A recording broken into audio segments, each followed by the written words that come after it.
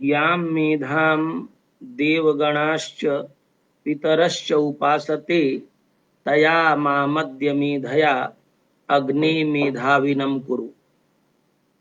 परम सम्माननीयाः महर्षि वाल्मीकि संस्कृत विश्वविद्यालयस्य कुलपतयः, आदरणीयाः द्विवेदी महोदयाः एवं तत्रत्याः सर्वेपि आचार्याः छात्राश्च।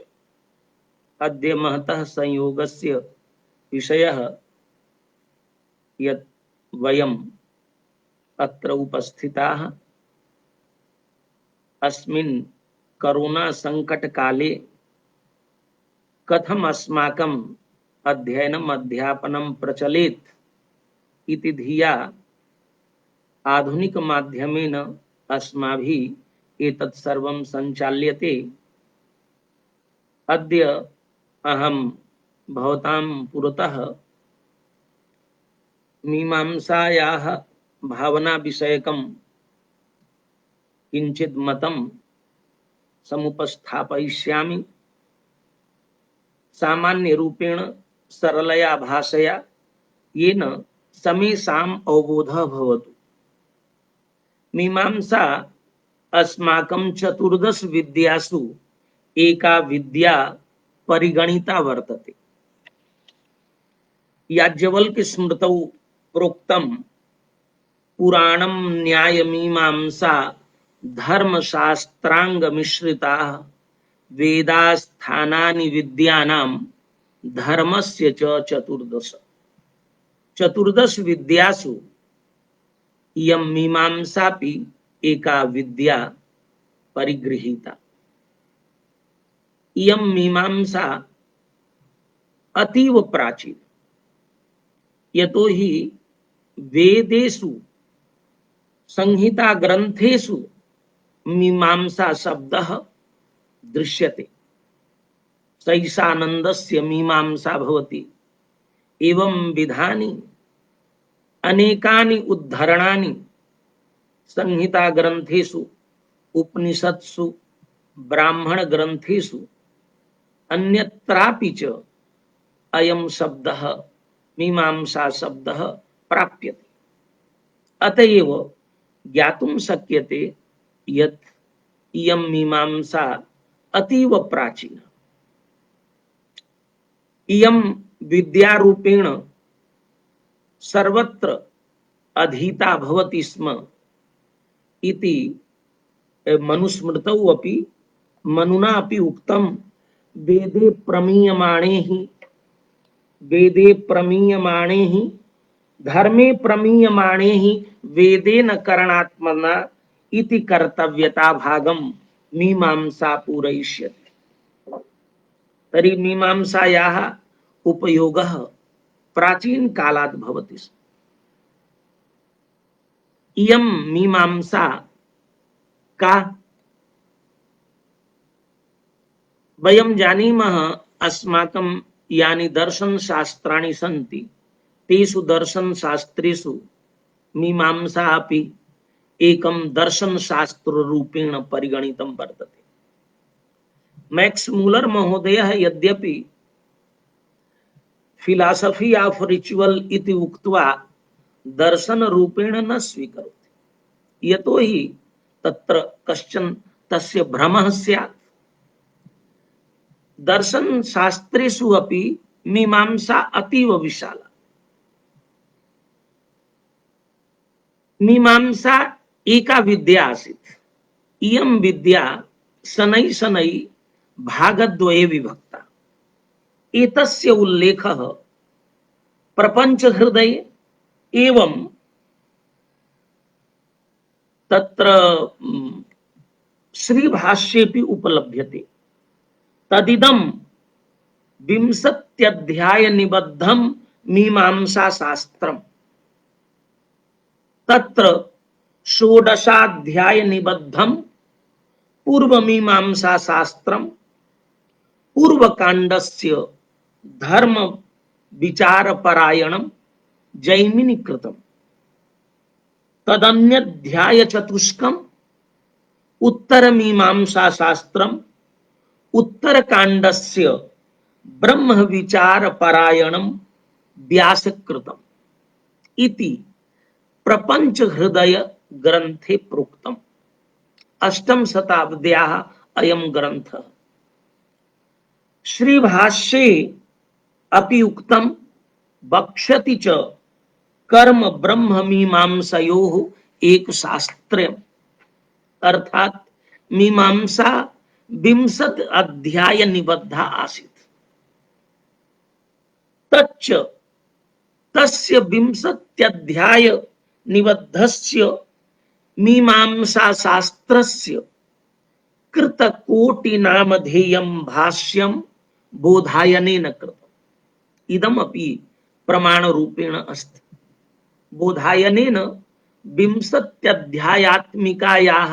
मीमांसायाः उपरि भाष्यं कृतमासीत्। तदेव संक्षिप्य उपवर्षेणापि कृतम्। उपवर्षेणापि तदेव संक्षिप्य बौधायन कृतं भाष्यं संक्षिप्य उपवर्षेणापि कृतम् इत्यपि प्रपंच हृदये आयाति। कथनस्य तात्पर्यं मीमांसा शास्त्रम् अतीव विशालमासीत्, 20 अध्याय निबद्धम् आसीत्, परन्तु काले भागद्वये एतद् विभक्तम्। पूर्व मीमांसा शास्त्रम् उत्तर मीमांसा शास्त्रम्। तदापि पूर्व मीमांसा शास्त्रमपि 16 अध्याय निबद्धम् आसीत्। पश्चात् 12 लक्षणी रूपेण पूर्व मीमांसा प्रसिद्धा। अस्य किं कारणम्? यद्यपि पूर्व भाष्यकारैः यथा 20 अध्यायात्मिकायाः मीमांसायाः उपरि बौधायनेन उपवर्षणादिभिः भाष्यं कृतं, तथैव षोडशाध्यात्मिकायाः पूर्वमीमांसायाः उपरि अपि भाष्यं कृतमासीत्। तत् भाष्यम् अद्यत्वे न मिलति। केवलं संकर्ष कांडस्य उपरि भाष्यं प्राप्यते एवं सवरस्वामिनः भाष्यं पूर्वमीमांसायाः उपरि प्राप्यते। सवरस्वामिनापि स्वीये भाष्ये लिखितं संकर्षे वक्ष्यामि संकर्षे वक्ष्यते इत्यनेन ज्ञायते यत् सवरस्वामिनापि संकर्ष कांडस्य उपरि भाष्यं विरचितम् आसीत्, तद अद्य न उपलभ्यते, अथवा तैः चिन्तितम् आसीत् परन्तु न लिखितम्। एतस्मात् कारणात् 12 मीमांसायाः उपरि सवरस्वामिनः यद् भाष्यम् उपलभ्यते तदेव भाष्यम् अधिकृत्य कुमारिलेन आचार्येण भाष्यं कृतं, टीका ग्रंथाः विरचिताः।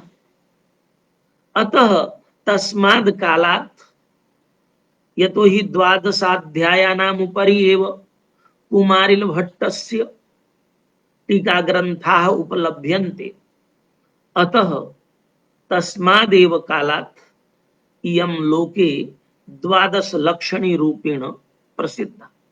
परन्तु यदि अस्य ऐतिह्यम् अस्माभिः अवलोक्यते तर्हि विशालम् ऐतिह्यं वर्तते। तत्रापि यत् अद्यत्वे उपलभ्यते 1,000 अधिकरणानि सन्ति मीमांसायाम्। एवं प्रायः 25 शताधिकाः 25 शताधिकाः सूत्र ग्रंथाः उपलभ्यन्ते, अर्थात सूत्राणि उपलभ्यन्ते। विशालं साहित्यं मीमांसायाः 1,000 अधिकरणम्। अधिकरणं नाम विषयो विषयश्चैव पूर्व पक्षस्तथोत्तरम निर्णयश्चेति पंचांगम शास्त्रेधिकरणम विदु। अर्थात एक सहस्र विषयाणाम तत्र विचारः प्रस्तुतः यथा जिज्ञासाधिकरणम अथा तो धर्म जिज्ञासा इति एकम अधिकरणम एतादृशम सहस्रम अधिकरणानि मीमांसायाम उपलभ्यन्ते। तर्हि अस्य मीमांसा शास्त्रस्य महती विशालता। तत्र त्रिविधाः विषयाः विचारिताः। एकं तु दर्शन शास्त्रमस्ति, अतः दार्शनिकाः विषयाः अपि विचारिताः। अन्यच्च व्याख्या नियमाः वाक्यार्थ शास्त्रम मीमांसानां वाक्यार्थ विचार शास्त्रम इदं लोके प्रसिद्धम्। वेदार्थ विचारणाय एतत् शास्त्रं प्रवृत्तम्। अतः विविधाः वाक्यार्थ नियमाः विचारिताः। अतः एक विशालः भागः तत्र वर्तते यत्र इंटरप्रिटेशन रूल्स निर्धारिताः विवेचिताः व्याख्यान सिद्धान्ताः निरूपिताः। तान् सिद्धान्तान् अधिकृत्य हिन्दूला मध्ये तस्य समुपयोगः क्रियते। पी.बी. काणी महोदयेन अत्र विस्तृतं विवेचितं वर्तते स्वीये हिस्ट्री ऑफ धर्मशास्त्र ग्रंथे। तद अस्माभिः अवलोकनीयम्। बहवः नियमाः ये व्याख्या नियमाः सन्ति, येषां नियमानाम् उपयोगः धर्मशास्त्रादिषु ग्रंथेषु भवति। तृतीयः भागः यदा तेन उक्तं मैक्स मूलरेण यत् मीमांसा फिलॉसफी ऑफ रिचुअल अस्ति। यद्यपि अत्र एकस्यापि कर्मकाण्डस्य सर्वोपांग विवेचनं नास्ति, तथापि कर्मकाण्डस्य प्रतिपादकम् इदं शास्त्रम् इति बहुभिः उच्यते। यद्यपि अत्र कर्मकाण्डस्य सांगोपांग विवेचनं नास्ति, परन्तु अग्निहोत्रं जुहोति इत्यस्य वाक्यस्य अर्थ विचारणाय यदा अस्माभिः प्रयासः क्रियते, यद्यपि अग्निहोत्रं कथं विधातव्यं ये नियमाः अत्र न प्रतिपादिताः। केवलं दधना जुहोति इत्यत्र यदि वाक्यार्थ विचारणे काचित् समस्या आयाति तदा अस्माभिः विचारः क्रियते। अतः ते अनेके कथयन्ति यत्र कर्मकाण्डस्यापि विवेचनम् यद्यपि नास्ति, अथापि बहवः कर्मकाण्ड विषयाः अत्र निरूपिताः। अस्य अध्ययनाय श्रौत सूत्राणाम् अध्ययनम् आवश्यकम्। यदि श्रौत सूत्राणां ज्ञानं नास्ति, ब्राह्मण ग्रन्थानां ज्ञानं नास्ति, तर्हि मीमांसायाः अध्ययनं न कर्तुं शक्यते। यद्यपि अथातो धर्म जिज्ञासायाम् उक्तमेव वेदाध्ययनान्तरम् एव धर्मः विचारयितव्यः। तथापि यद्यत्वे जनाः न किंचित् पूर्वं पठन्ति, प्रथममेव मीमांसायाम् आयान्ति, तेषां कृते किंचित् काठिन्यं भवति। अतएव अद्यत्वे जनाः मीमांसायाः अध्ययने निरताः न भवन्ति, विरताः भवन्ति। अल्पीयांशः एव जनाः छात्राः अत्र आयान्ति। एतत् विशालं वाङ्मयम् अस्माकं वर्तते। अत्र बहवः विषयाः विचारिताः। अद्य वयं भावना विषये किंचित विचारयिष्यामः। भावना का भावनायाः विषयः कुत्र आयाति? यद्यपि भावना विषयकः विशालः ग्रन्थः मंडन मिश्रेण विरचितः विधि विवेकः भावना विवेक, विभ्रम विवेक।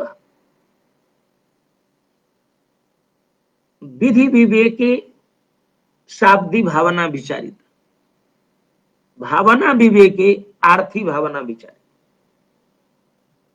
भावनायाः विषयः विध्यर्थे समायाति, विधेः कः अर्थः तर्हि सूत्रकारेणैव सूत्रे द्वितीये सूत्रेव अयं विषयः उपस्थापितः। चोदना लक्षणोऽर्थो धर्मः, धर्मः चोदना लक्षणः।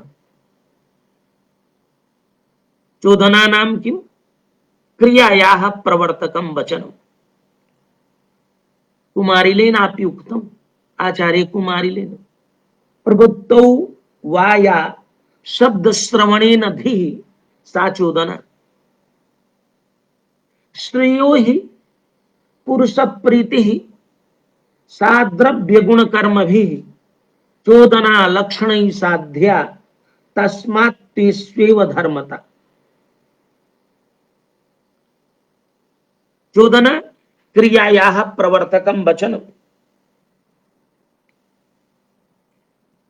आचार्य चोदितः करोमीति लोके दृश्यते।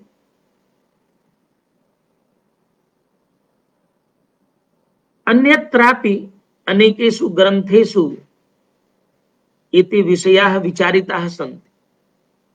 तत्रैव भाष्यकारेण उक्तम्, चोदना नाम किम्? चोदना ही भूतं भवन्तं भविष्यन्तं सूक्ष्मं व्यवहितं विप्रकृष्टम् इत्येवं जातीयकम् अर्थम् अवगमयितुं शक्नोति नान्यत् किंचिदिन्द्रियम्।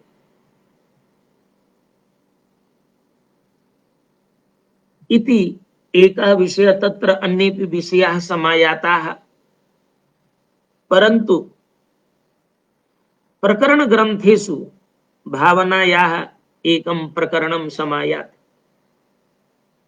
तत्र मीमांसा न्याय प्रकाशादि ग्रंथेषु अर्थसंग्रहादिषु तत्र विषयः उपस्थापितः यजेत स्वर्ग कामः। एतद् वाक्यम्, यजेत स्वर्ग कामः कथं भावना जायते, कथं चोदना जायते। यतोहि संपूर्णस्यापि शास्त्रस्य, किमपि शास्त्रं स्यात्, सर्वम् उपदेश शास्त्रम्। त्रिविधम् उपदेश शास्त्रम् अस्माभिः परिगणितम्। प्रभु सम्मित उपदेश शास्त्रम्, सुहृद सम्मित उपदेश शास्त्रम्, कांता सम्मित उपदेश शास्त्र। प्रभु सम्मित उपदेश शास्त्रम वेदादि शास्त्र। प्रवृत्तिश्च निवृत्तिश्च नित्येन कृतकेन वा पुंसाम येनोपदिश्येत तच्छास्त्रम विधीयते। एतदपि लक्षणं कृतं कुमारिल भट्टेन आचार्येण किंचित परिवर्त्य विवेचितम्। श्लोक वार्तिके शब्द परिच्छेदे प्रवृत्तिर्वा निवृत्तिर्वा नित्येन कृतकेन वा शासनात् संसनाच्चैव शास्त्रमित्य विधीयते। तर्हि शास्त्रेण प्रवृत्तिः कार्यते, निवृत्तिश्च कार्यते। प्रवर्तकं वाक्यं निवर्तकं वाक्यं, प्रवर्तकं वाक्यं विधि, निवर्तकं वाक्यं निषेध। तर्हि अस्माकं प्रवृत्तिः कथं भवति? प्रवृत्तेः विचारः। वाक्यं श्रूयते, वेदादि प्रतिपादितं वाक्यं श्रूयते, यजेत स्वर्ग कामः इति अस्माभिः वाक्यं श्रूयते। एतद् वाक्यं श्रुत्वा पुरुषस्य प्रवृत्तिः जायते। यजेत स्वर्ग काम, स्वर्गम उद्दिश्य पुरुषम प्रतिविधीयते, अनेन वाक्येन विधानं क्रियते, प्रवृत्तिः कार्यते, एवं पुरुषः प्रवृत्तः भवति। अत्र प्रश्नः उदेति, इयं प्रवृत्तिः कथं जायते, अत्र किं प्रवृत्ति निर्धारकम्, स्वर्गम उद्दिश्य एतत् वाक्यमस्ति, यजेत स्वर्ग कामः, अत्र पदद्वयमेव वर्तते, स्वर्ग कामः यजेत। किं पदं श्रुत्वा पुरुषस्य प्रवृत्तिः जायते, यतो हि अनेन इदं वाक्यं श्रुत्वैव पुरुषस्य प्रवृत्तिः जायते। तदा स्वर्ग कामः, स्वर्ग काम पदेन तु प्रवृत्तिः न जायते, अपितु तत्र साध्य ज्ञानं भवति, यत् स्वर्गम उद्दिश्य, स्वर्गम तत्र साध्यम तस्य।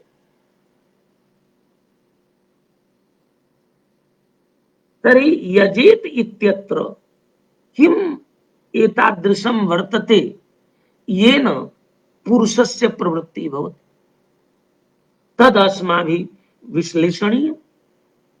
यजेत इति एकं पदम्, अत्र किम एतादृशं वर्तते यत् श्रुत्वा पुरुषस्य प्रवृत्तिः जायते। तदा उक्तम्, यजेत इत्यत्र अस्ति अंशद्वयम्, यजेत इत्यत्र अंशद्वयं वर्तते। यज धातुः तप्रत्ययश्च, यज धातुः अर्थः यागः, तप्रत्ययस्य अपि अनेके अर्थाः प्रतिपादिताः। तर्हि तप्रत्यये किं वर्तते, तर्हि उक्तं तप्रत्यये अपि अस्ति अंशद्वयम्, तप्रत्ययः अपि अंशद्वये विभक्तम्, अर्थात् द्वयोः वस्तुनोः विवेचकं त इति।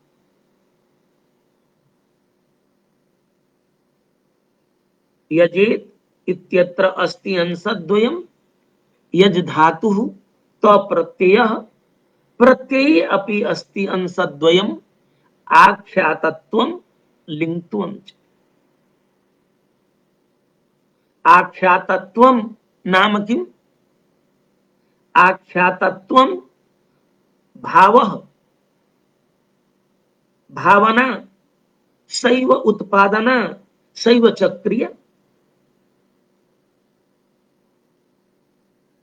आख्यात दश लकार साधारणम्, आख्यातत्वं तु दश लकार साधारणम्, दशसु लकारेषु आख्यातत्वं विद्यते। किमपि क्रियापदं स्यात् तत्र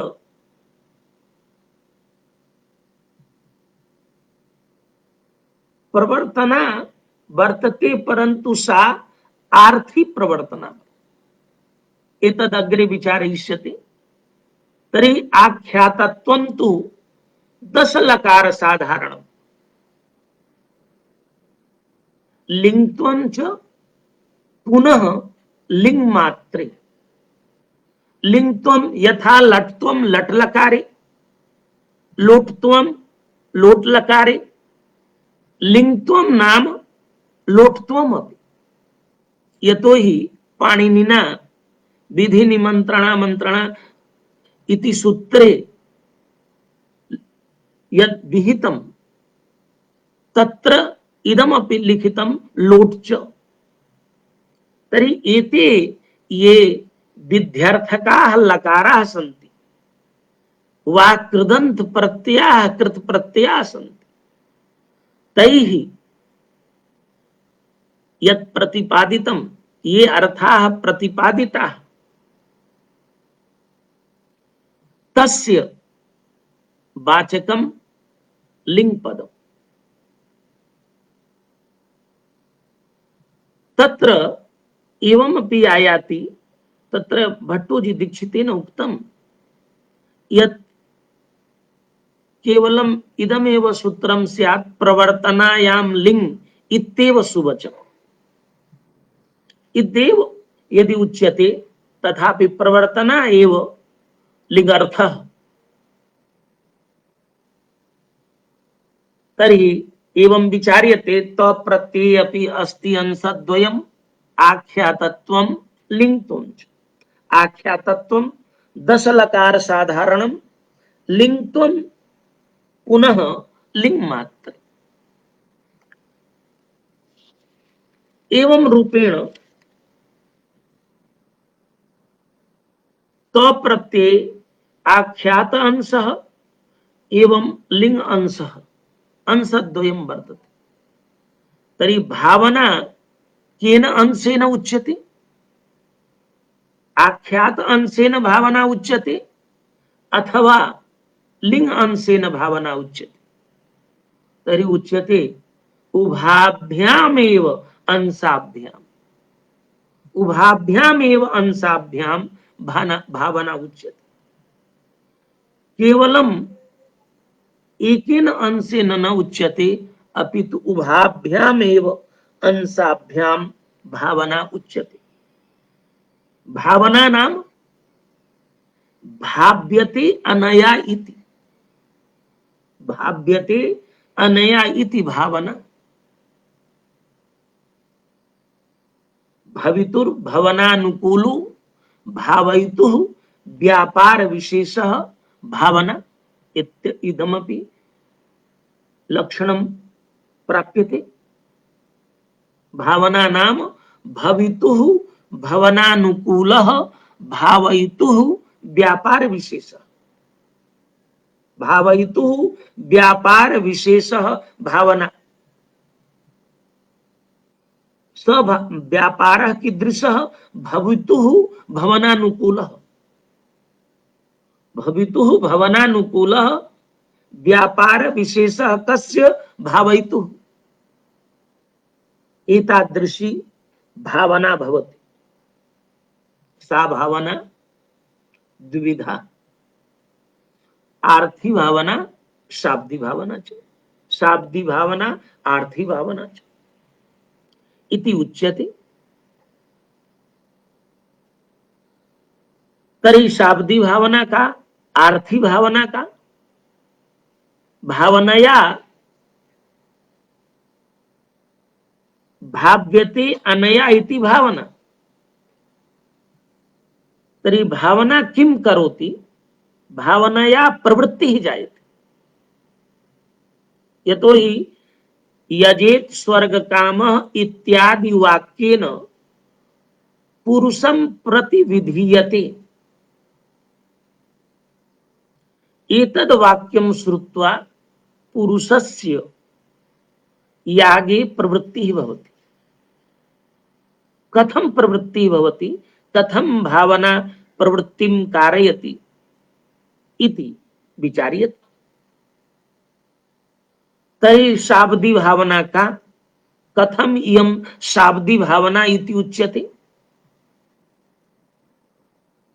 एतत् सर्वं विचार्यते उक्तम पुरुष तत्र पुरुष प्रवृत्ति अनुकूलो भावयितुः व्यापार विशेष पुरुष प्रवृत्ति अनुकूलो मनुष्याणां कृते सर्वाणि शास्त्राणि मनुष्याणां कृते एव विरचितानि प्रवृत्तिश्च निवृत्तिश्च नित्येन कृतकेन वा नित्येन वेदेन कृतकेन अन्य शास्त्रैः पुंसां येनोपदिश्येत मनुष्याणां कृते अन्ये तु स्वे स्वे कर्मणि अभिरताः सन्ति केवलं मनुष्याः एव कर्माणि स्वकीयानि कर्माणि त्यक्त्वा अन्य कर्मणि व्यस्ताः अतः शास्त्रेण प्रवृत्तिः कार्यते अतएव सर्वमपि उपदेश शास्त्रम मनुष्याणां प्रवृत्ति शास्त्रद्वारैव भवति। अतः तत्र पुरुष प्रवृत्ति अनुकूलो भावयितुर व्यापार विशेषः शाब्दी भावना। शाब्दी भावना अपि व्यापार विशेषः भावयितुः व्यापार विशेषः पुरुषस्य प्रवृत्ति अनुकूलः स व्यापारः पुरुषस्य प्रवृत्ति अनुकूलः। इयं भावना शाब्दी भावना केन अंशेन उच्यते? प्रश्नः उदेति यदि उभाभ्याम अंशाभ्याम भावना उच्यते तर्हि केन अंशेन शाब्दी भावना उच्यते? इयं शाब्दी भावना एव चोदना लक्षणोऽर्थो धर्म। चोदना लक्षणोऽर्थो धर्म एव शाब्दी भावना। सा एव प्रवर्तना। तर्हि या लिंग अंशेन उच्यते। शाब्दी भावना केन अंशेन उच्यते? लिंग अंशेन उच्यते। कथम लिंग अंशेन उच्यते? कथम न लट अंशेन उच्यते? यतोहि यजते इत्यत्रापि आख्यातत्वं वर्तते परंतु लिंगत्वं नास्ति, लट्त्वं वर्तते। तो यही भावना तदैव शाब्दी भावना तदैव यदा सा लिंग अंशेन उच्यते। तो लिंग श्रवणे किं भवति?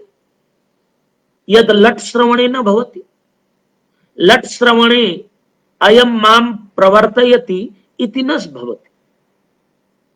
बहूनि वाक्यानि वयं शृणुमः परन्तु प्रवृत्तिः लिंग श्रवणे एव भवति। अतएव इयं शाब्दी भावना। लिंग श्रवणे अयं मां प्रवर्तयति, अयं मां प्रवर्तयति भावयितुम् इच्छति, प्रवर्तयितुम् इच्छति।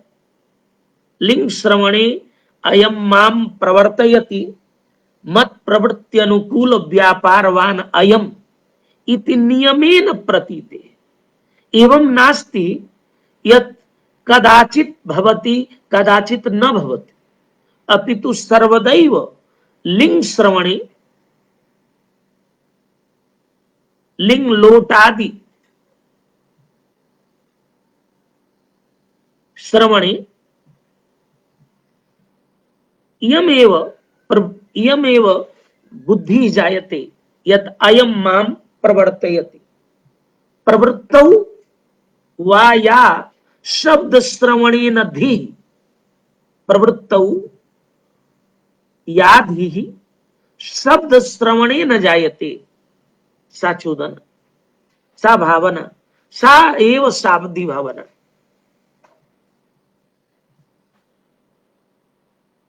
अत्रैव मत् प्रवृत्ति अनुकूल व्यापारवान अयम् इति नियमेन प्रतीते।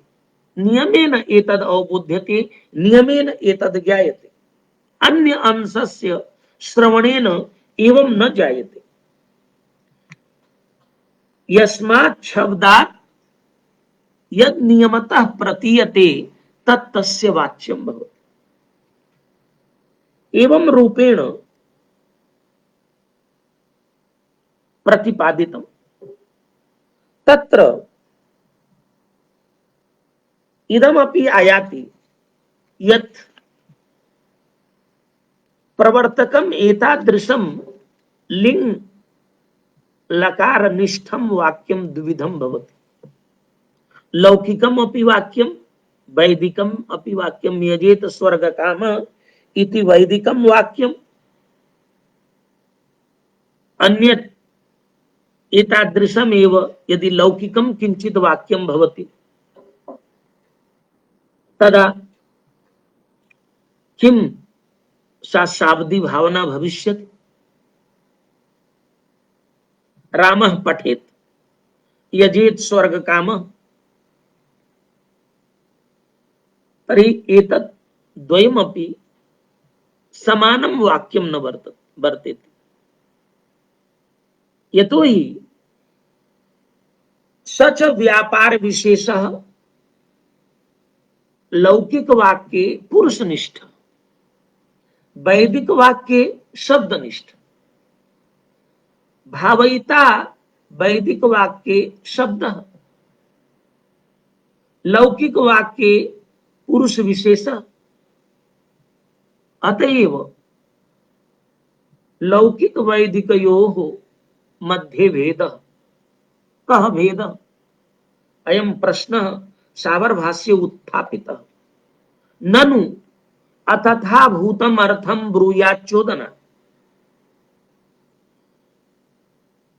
वैदिक वाक्यम तेन उच्यते तत्र चोदना लक्षणोऽर्थो धर्मः, चोदनया धर्मः प्रतिपाद्यते। तत्र प्रश्न उत्थापितः, ननु अतथा भूतम अपि अर्थम ब्रूयाच्चोदना यतो हि इदमपि वाक्यम यथा किंचित लौकिकम वचनम। यथा उदाहरणं ददाति तत्र भाष्यकारः, नद्यास्तीरे फलानि सन्ति, नद्यास्तीरे फलानि सन्ति, इदं लौकिकं वचनम्। इदं लौकिकं वचनं कदाचित् सत्यं, कदाचित् असत्यं, कदाचित् तथ्यं भवति, कदाचित् वितथं भवति। नद्यास्तीरे फलानि सन्ति, इदं वाक्यं प्रातः काले सत्यं। नद्यास्तीरे फलानि सन्ति, बहवः जनाः गच्छन्ति, फलानि गृह्णन्ति, परन्तु सायंकाले तत्र फलानि न लभ्यन्ते। अतः सायंकाले तु एतद् असिद्धम्, असत्यं जातम्। तर्हि इदं यथा लौकिकं वचनं कदाचित् तथ्यं भवति, कदाचित् वितथं भवति, तथैव वैदिकम् अपि वचनं वचनमेव। अतएव लौकिक वचनवत् वैदिक वचनमपि कदाचित् सत्यं स्यात्, कदाचित् असत्यं स्यात् इति पूर्व पक्षेण अयं पक्षः उपस्थापितः भाष्यकारेण एतत् समाहितः। कथं ज्ञायते? तत्र पृष्टं, कथं ज्ञायते यत् वैदिकं वचनम् असत्यं? तत्र विस्तृतः विचारः वर्तते, परन्तु एतत् संक्षेपेण तत्र प्रतिपादितं यत् यत्र विपर्ययः न भवति। लौकिक वाक्येषु पूर्वं तु यज्ञदत्तः स्यामः तर्हि देवदत्तोऽपि स्यामः भविष्यति इति तत्र कोऽपि तर्कः नास्ति। यतो हि अन्यत्वात्। वैदिकं वचनं भिन्नं, लौकिकं वचनं भिन्नम्। अथ च पुरुषान्तरे, अवस्थान्तरे, देशान्तरे यत् विपर्ययः न दृश्यते। वैदिक वचनेषु विपर्ययः नास्ति, लौकिक वचने विपर्ययः मिथ्या भावः दृश्यते, वैदिक वचने न दृश्यते। तर्हि मिथ्या भावः कथं दृश्यते? यो हि जनित्वा प्रध्वंसते स मिथ्या प्रत्यय। नद्यास्तीरे फलानि सन्ति, एतद् यद् ज्ञानं जातं तद् ज्ञानम् अन्यस्मिन् काले अवितथं संजातं, वितथं संजातं, खंडनम् अस्य संजातं। यद् ज्ञानं जनित्वा प्रध्वंसते स मिथ्या प्रत्यय।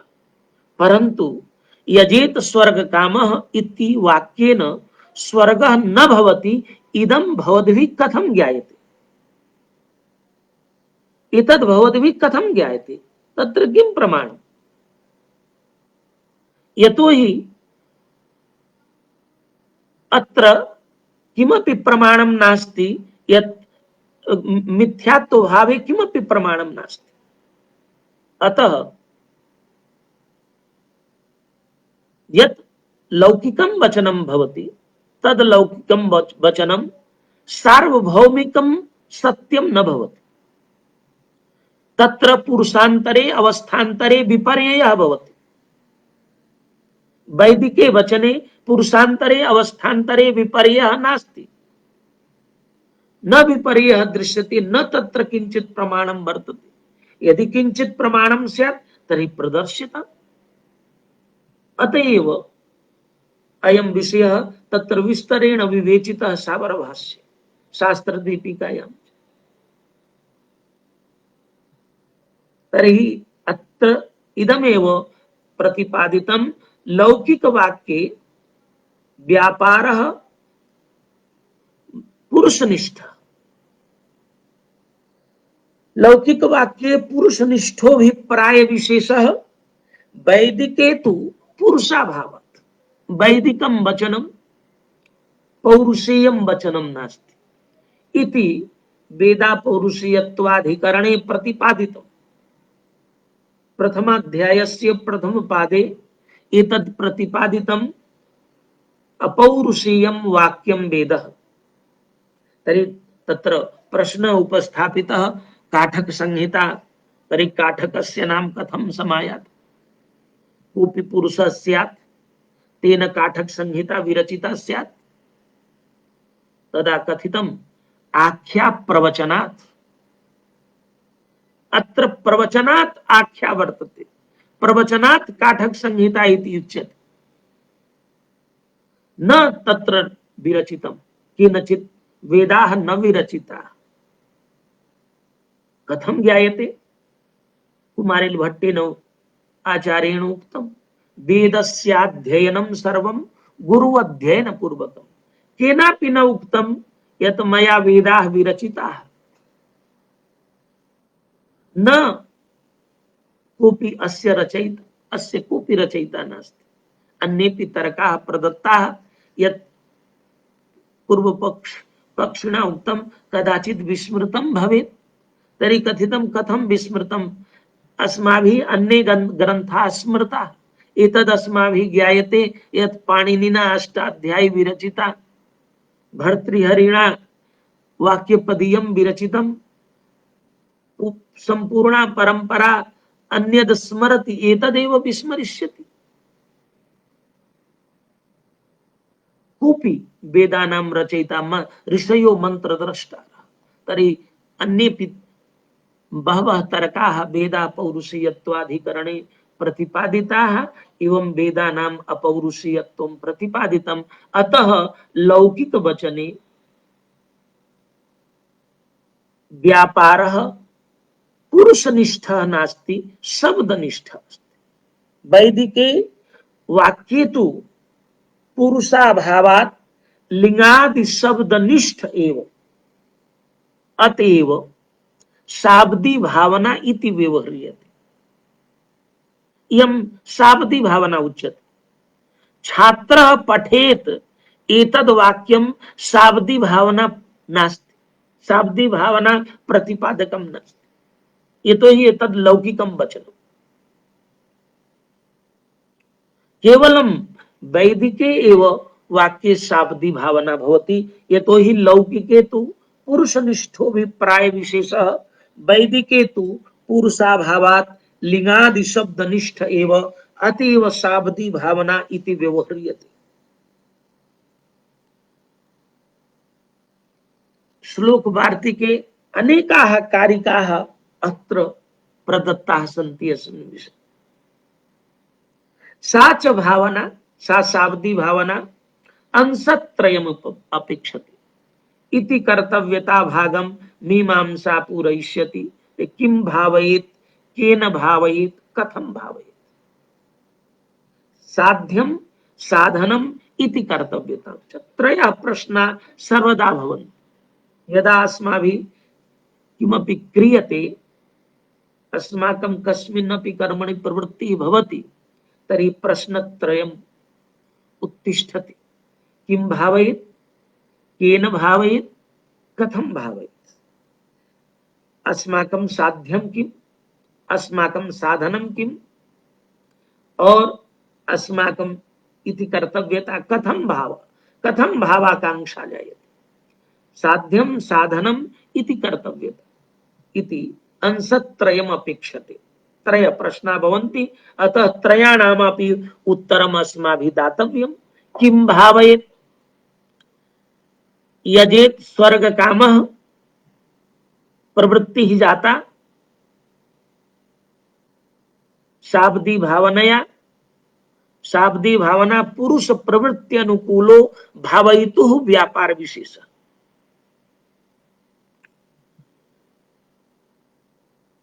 तर्हि किं साध्यम इति साध्याकांक्षायां किं साध्यम तो उक्तम वक्ष्यमाण अंशत्रयोपेता आर्थी भावना। अर्थात अधुना आर्थी भावना न निरूपिता। याम आर्थी भावनां वयं निरूपयिष्यामः सा आर्थी भावना आर्थी भावनायाः शाब्दी भावनायाः साध्यम, आर्थी भावना शाब्दी भावनायाः साध्यम भवति। अतएव कदाचित् एवमपि वक्तुं शक्यते, एका इंटरनल भावना भवति, अन्या एक्सटर्नल भावना भवति। यथा यजेत स्वर्ग कामः, यदि कश्चित् वाक्यं शृणोति तर्हि सर्वापि प्रवृत्ति मनसि एव जायते। स निश्चयं करोति, स वाक्यं श्रुत्वा स चिन्तयति, अयं मां प्रवर्तयति, इदं वाक्यं मां प्रवर्तयति। किं कर्तुं? यागं कर्तुं। किमर्थं यागः करणीयः? साध्यं किं? स्वर्गः। स्वर्गम उद्दिश्य पुरुषं प्रति विधीयते। ऐसा भावना मनसि एव जायते। तदा यदा बहिः तस्य प्रवृत्ति गच्छति, संपादयति, एतत्तु बहिरेव भवति। अतः एवं रूपेण अपि बहुभिः प्रतिपाद्यते इंटरनल भावना, एक्सटर्नल भावना। तर्हि शाब्दी भावनायाः साध्यम, शाब्दी भावनायाः साध्यम आर्थी भावना। तत्र प्रश्नः उत्थापितः, यथा मया उक्तं यत् आर्थी भावना एव कथं साध्य रूपेण निरूपित। एक प्रत्यय गम्यत्वेन, अर्थात त प्रत्ययस्य अनेके अर्थ, तत्र संख्यापि अर्थ, पुरुषोपि अर्थ। तर्हि कथम आर्थी भावना एव साध्यत्वेन अन्वेति।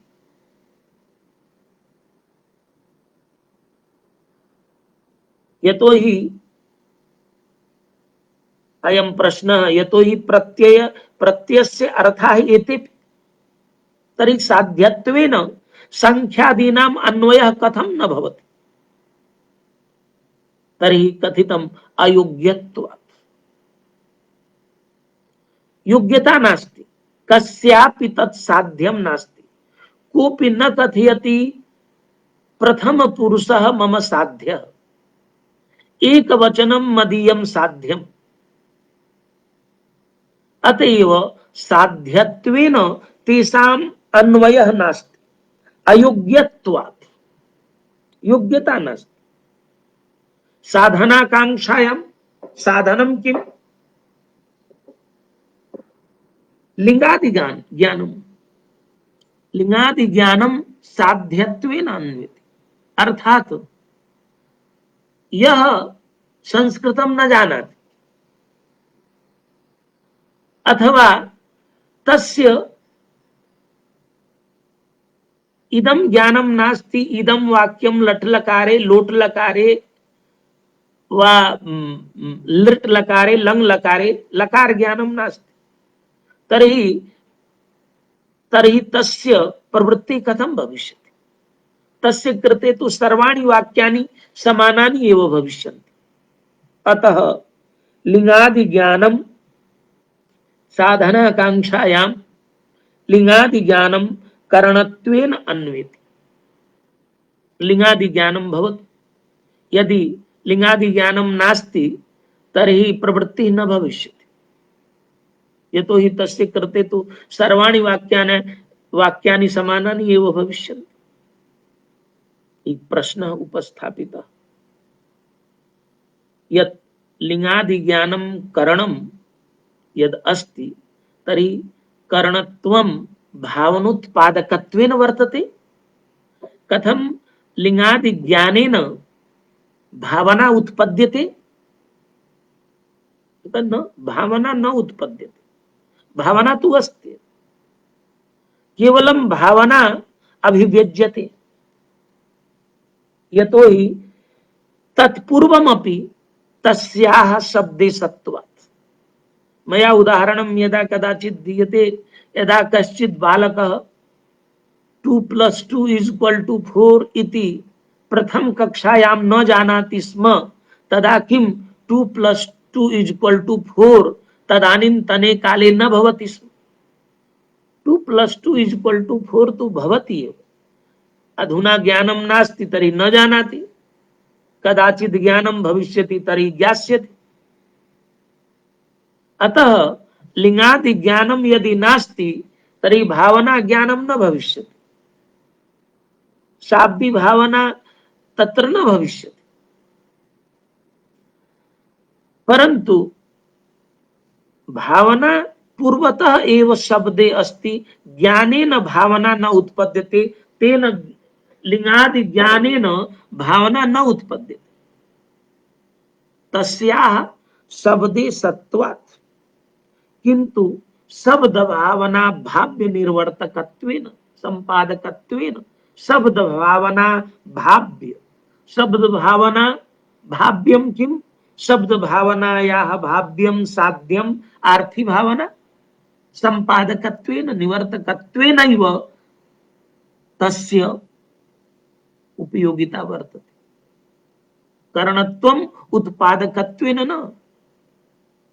न उत्पाद्यति, भावनां न उत्पादयति, न उत्पादकत्वेन, अपितु शब्द भावना भाव्य निर्वर्तकत्वेन संपादकत्वेन। एवं रूपेण शाब्दी भावनायाः अंशत्रयं वर्तते। साध्यम, साध्यम किम, साध्यम वर्तते शाब्दी भावनायाः आर्थी भावना। साधनम किम वर्तते, लिंगादि ज्ञान, लिंगादि ज्ञानम करणत्वेन अन्यत्। तदा प्रश्नः कृतः, करणत्वं न भावनोत्पादकत्वेन अपितु करणत्वं शब्द भावना भाव्य निर्वर्तकत्वेनैव करणत्वं वर्तते, न तु उत्पादकत्वेन। तर्हि इति कर्तव्यताकांक्षायां किम आयाति? इति कर्तव्यताकांक्षायां अर्थवाद ज्ञाप्य प्राशस्त्यम इति कर्तव्यतात्वेन अन्वित। इति कर्तव्यताकांक्षायां अर्थवाद ज्ञाप्य प्राशस्त्यम इति कर्तव्यतात्वेन अन्वित। यतो हि अर्थवादाधिकरणे विचारितम्, स्वाध्यायोद्धेतव्यः इत्यत्रापि विचारितं यत् अर्थवादानाम् अर्थवत्ता वर्तते न वा वर्तते इति विषयाः तत्र विचारिताः। अस्माकं पार्श्वे तावान् समयः नास्ति। तर्हि अर्थवादेन, अर्थवाद वाक्य श्रवणेन किं भवति? बहूनां जनानां आलस्यादि कारणेन प्रवृत्ति न भवति, परंतु अर्थवाद ज्ञाप्य प्राशस्त्यम, प्रशस्ति यदा कस्यचित् कर्मणः क्रियते तदा मनुष्यस्य प्रवृत्तिः भवति। अतः अर्थवाद ज्ञाप्य प्राशस्त्यम प्रशस्ति ज्ञानम कर्मणि अस्माकं प्रवर्तकं भवति। तर्हि प्राशस्त्य ज्ञानम इति कर्तव्यतात्वेन अन्वेति। एवं रूपेण प्रतिपाद्य आर्थी भावना निरूपिता। ये तो ही आर्थी भावना शाब्दी भावना या साध्य। तो प्रयोजनेच्छा जनित क्रिया विषय व्यापार आर्थी भावना। प्रयोजनेच्छा जनित उद्देश्य स्वर्गम उद्देश्य पुरुषम प्रतिविधीयते। यजेत स्वर्ग कामः कामः इति वाक्येन स्वर्गम उद्देश्य पुरुषम प्रतिविधीयते। तो प्रयोजनेच्छा जनित क्रिया विषय व्यापार आर्थी भावना। सा आर्थी भावना केन अंशेन उच्यते। ये तो हिसाबदी भावना तो लिंग अंशेन उच्यते, अतः आर्थी भावना आख्यात अंशेन उच्यते। आख्यातार्थः क इति वैयाकरणैः अपि बहुधा विचारितम्।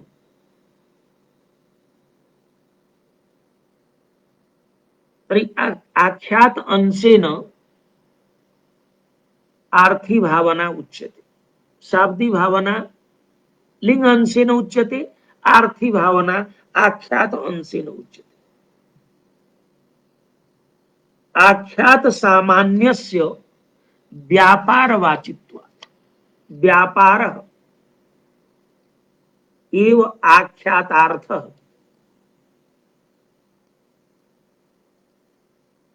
क्रिया आख्यातार्थः। तर्हि आख्यात सामान्यस्य आख्यातत्वं कुत्र कुत्र वर्तते, क्रियात्वं कुत्र कुत्र वर्तते, दशसु लकारेषु।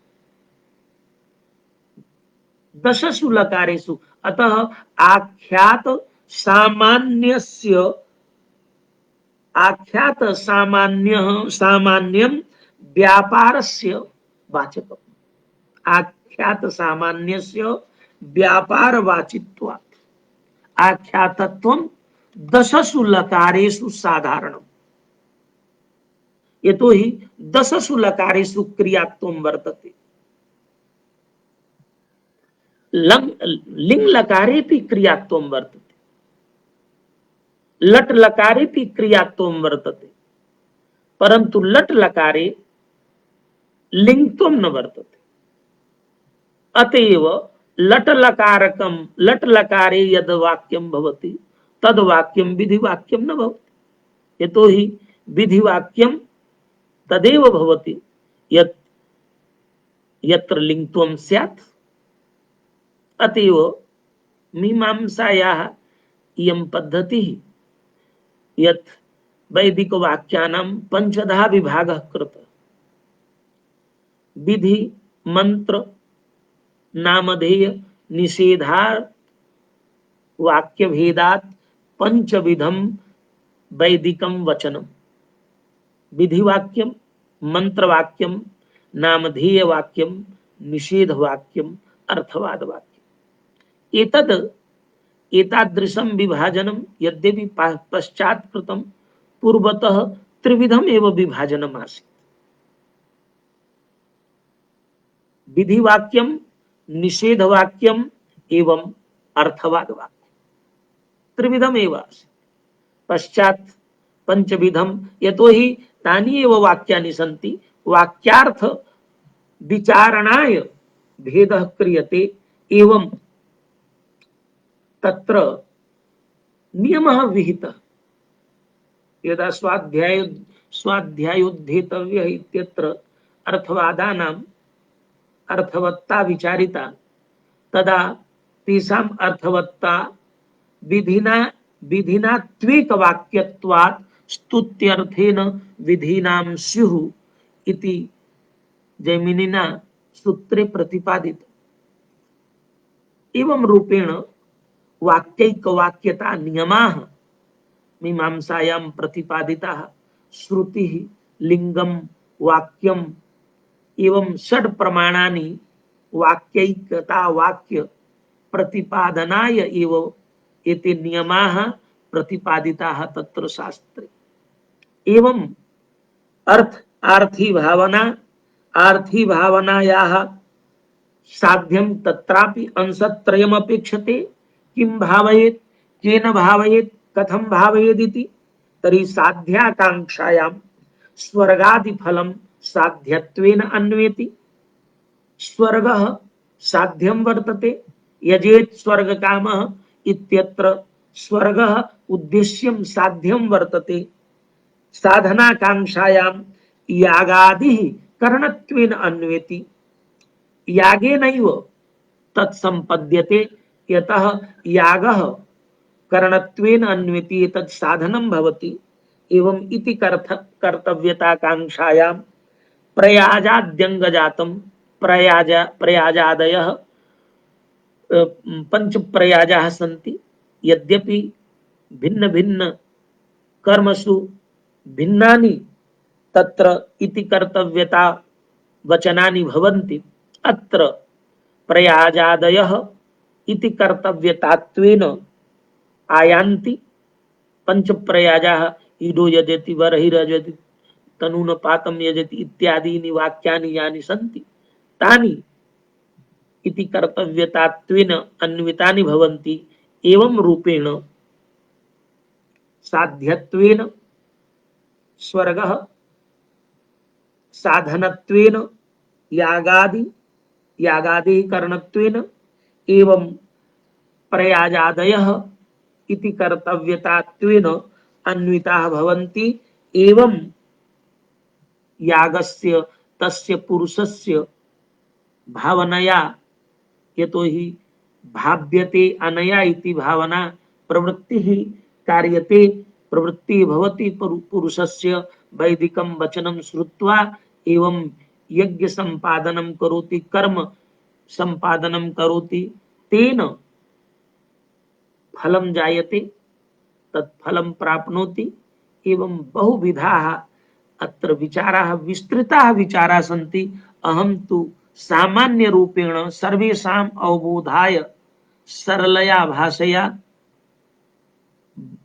किंचित प्रतिपादयामि अत्र महान् विचारः कृतः वर्तते विधि विवेके भावना विवेके शास्त्र दीपिकायाम् एतत् सर्वम् अस्माभिः अवधेयं ज्ञातव्यं मीमांसायाः अध्ययनम् अस्माभिः कर्तव्यं यतो हि वेद विचार शास्त्रमिदं वेदार्थ विचारणाय इदं शास्त्रं प्रवृत्तम् अतः अस्य लोके पुनः प्रवृत्ति भवतु एवं अत्र वाल्मीकि महर्षि वाल्मीकि विश्वविद्यालयेपि मीमांसायाः अध्ययनम् अध्यापनं भवतु सर्वत्र अत्र अस्य प्रवृत्ति भवतु शास्त्रस्य इति एव उक्त्वा समयः समाप्तः विषयस्तु महान् परन्तु अत्रैव अहं स्वकीयं वचनं समापयामि जयतु संस्कृतं जयतु भारतं नमस्कारः।